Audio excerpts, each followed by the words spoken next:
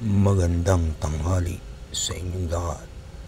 Eto na naman ang panibagong kwento dito lang sa KLTV Kwentong Kababalaghan.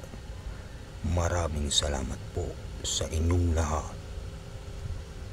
Sa isang baryo sa gilid ng bundok ng San Ramon, may isang lumang bahay na matagal nang iniwasan ng mga tao.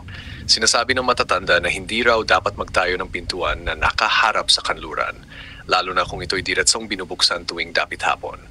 Ang bahay ay pag-aari noon ng mag-asawang sina Lolo Arsenio at Lola Marta. Ayon sa mga kwento, mahilig silang magbukas ng pinto tuwing papalubog ang araw para raw pumasok ang malamig na simoy ng hangin. Pero isang araw, napansin ng mga kapitbahay na habang bukas ang pintuan at ang araw ay papalubog, may aninong pumapasok sa loob na hindi tao. Isang gabi, habang nag-almusal ang mag-asawa, may kumatok sa pinto. 3 beses lang, mabagal at malalim ang tunog. Pagbukas ni Lolo Arsenio, wala siyang nakita, pero narinig niya ang mabigat na paghinga sa mismong harapan niya. Pagkatapos noon, nagsimula na silang makarinig ng yabag sa sahig tuwing 6:00 ng gabi, at paminsan-minsan ay may nakikitang pulang liwanag sa dilim ng sala. Makalipas ang ilang linggo, lumala ang mga pangyayari. Tuwing dapit hapon na bubuksan ang pintong kanluranin, laging may matinding lamig na pumapasok at amoy ng bulok na karne. Minsan, nakita ni Lola Marta sa refleksyon ng salamin ang isang matangkangkad na nilalang na may mahabang kuko at itim na mga mata na nakatayo sa bungad ng pinto. Dahil sa takot, pinasara nila ang pinto gamit ang tabla at pako.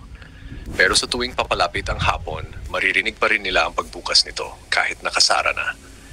Ang sabi ng isang matang albularyo sa baryo, ang pintong nakaharap sa kanluran ay tila paanyaya para sa mga nilalang na gumagala tuwing dapit hapon.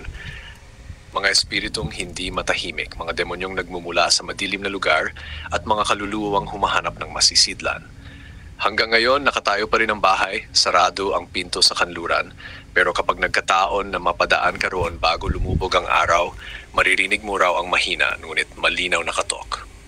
3 beses lang. Ang pagkawala ng mag-aanak, noong dekada 80, may isang pamilya na lumipat sa baryo ng San Ramon. Si Lorenzo, ang ama, ay isang magsasaka, si Milagros, ang ina, ay isang mananahi, at may 2 silang anak, sina Ella at Junjun. Masaya silang nanirahan sa lumang bahay na binili nila sa murang halaga, hindi nila alam ang kasaysayan nito. Sa unang linggo, napansin ng mga kapitbahay na laging bukas ang malaking pintong kanluranin tuwing dapit hapon. Sabi ng mga matatanda, delikado iyon. Pero hindi pinansin ni Lorenzo, sabi niya, masarap ang hangin sa ganong oras. Unang pangyayari. Isang hapon, habang naglalaro si Ella sa sala, nakita niya sa pinto ang isang babaeng nakaputing duguan ang palad, nakangiti sa kanya. Pagkurap niya, wala na ito. Nang ikwento niya sa ina, tinawanan lang siya. Kinagabihan, nagising si Ella na parang may malamig na kamay na humihila sa kanyang paa. Nang sindihan ang lampara, nakita ni Milagros ang basang yap ng putik mula sa pinto papunta sa kwarto ng bata. Ikalawang pangyayari. Makaraan ng 2 linggo, si Junjun naman ang nagising sa mahina, ngunit malinaw na katok mula sa pinto. 3 beses lang. Pagtingin niya, bukas ang pinto at may siluetang mahabang lig at nakayuko, nakatingin sa kanya mula sa dilim. Kinabukasan, bigla na lang siyang nawala habang naglalaro sa bakuran. Naghahanap ang buong baryo pero wala ni bakas, maliban sa maliliit na yabag na papunta sa pinto at natapos sa kawalan. Ikatlong pangyayari. Mula noon, hindi na nagsara si Lorenzo ng pinto kahit gabi. Para bang may humahawak sa kanya at nag-uutos.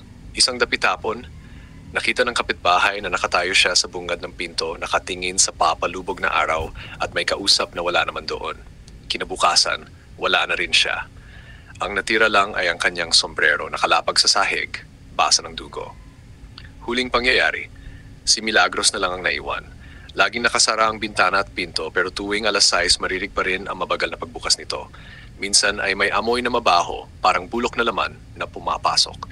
Isang gabi, may nakakita mula sa labas na nakaluhod si Milagros sa gitna ng sala umiiyak habang may 3 maitim na anino na paikot-ikot sa kanya. Pagdating ng umaga, wala na siya. Ang natira lang ay mga kuko niya na nakakalat sa sahig, tila pinilit tanggalin. Hanggang ngayon, naiwan ang bahay na nakatayo pa rin. Sarado na ang pintong kanluranin gamit ang bakal, pero sinasabi ng mga nakatira sa paligid na tuwing dapit hapon, maririnig mo pa rin ang 3 mabagal na katok mula sa loob. at kung minsan may mahihinang tinig ng isang batang tumatawag ng tulong.